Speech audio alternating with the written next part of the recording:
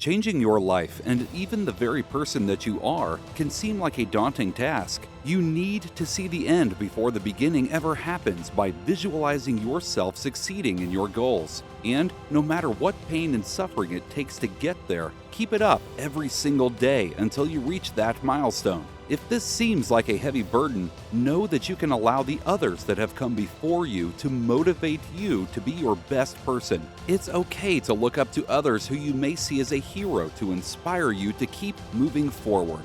Don't give up on these goals and don't quit, even if the way you envisioned achieving them is different than when you started. Stay humble in your accomplishments, and if you need to, give credit where credit is due, even if it's to yourself. Use your natural gifts and skills to your advantage, no matter what those may be. Look for the things that are out of the norm and focus in on them. The hill may be a higher one to climb, but you may be the only person tapping into that resource. Own your life and forget about trying to prove people wrong. When the truth you are telling is your own story, no one will be able to stop you from sharing it. Motivate yourself and others by telling the story of your own life. Because once you stop telling that story, you are no more. Stop focusing on winning and start focusing on simply going the distance. If you keep moving, the finish line will come naturally.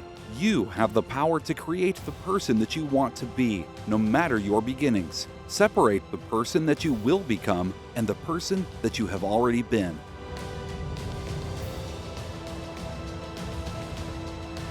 You know, the one gift I have, with all that being said, what you just said there, is I have the ability to see the end before the beginning even begins. And what that means is I know that to get to the very end, I can see it right now. I saw myself walking across stage at 191 pounds, 'cause that's what I had to get to get into the door. I saw myself 6 months, a year later, whatever it's gonna take me to do it, I saw myself walking across that stage, getting that certificate of graduation from Buds. And I was able to be there at 300 pounds. And that feeling that I was nowhere near that feeling, I was able to put myself there 1,000,000 times every day. And that feeling of like, my God, that is gonna feel amazing. That's what made me suffer. That's what allowed the pain to be real and say, this is worth it. I wanna feel this next 18 months, it took me 18 months to finally become a Navy SEAL, to finally, just get through Buds. 18 months, it's 6 months, it took me 18. That's what woke me up every morning was, I'm gonna put myself through this much pain and suffering for a few seconds.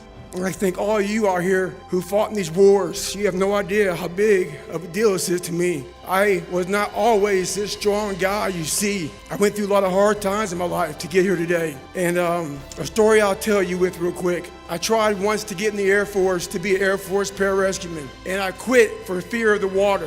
I was 175 pounds. I left the Air Force 4 years later at 300 pounds. I went from 175 to 300 pounds. There's a long story in there on how that came to be. And those guys, all I wanted to be was an uncommon man.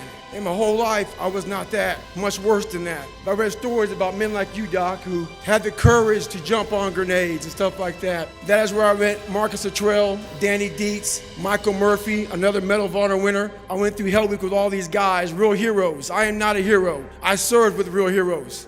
There was no driven message with me trying to prove people wrong or whatever. It was 100% by me wanting to own my life. There's a lot of people I know that I speak with right now that have nice book deals out there, and the people who buy their book with their publishing house, they can't even talk some of this stuff, in like in speaking engagements. And I'm like, what, you can't even talk your story? And some of these, they're like, no, like I gotta make sure that they're aware of it. And I'm like, no, man, I wanna own 100% of the suffering I went through in my life. I don't want anybody telling me, hey, Goggins, you can't say this. So it was the recruiting era for me when I started becoming like the Navy SEALs needed more blacks in the SEAL teams. And that's what people don't understand. Why did you become a recruiter in the SEAL teams? I was one of the few black guys, and I'd already done Badwater. So I got a little bit, small bit of notoriety for doing Badwater. And so the Navy SEALs were like, oh my God, we could use this guy to try to get the 1% of the African Americans in Navy SEALs up to maybe 2%. And so I hit the road and started doing that.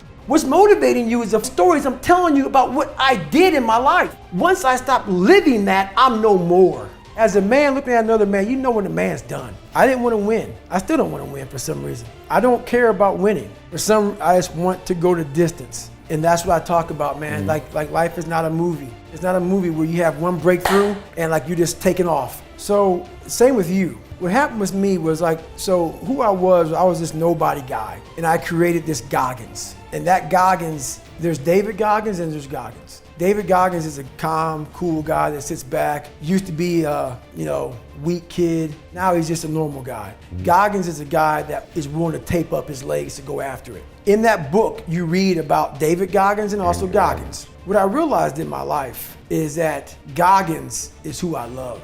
Goggins is who I created. My dad created David Goggins. Thanks for watching. And if you enjoyed this video, please like, comment, or subscribe for more content.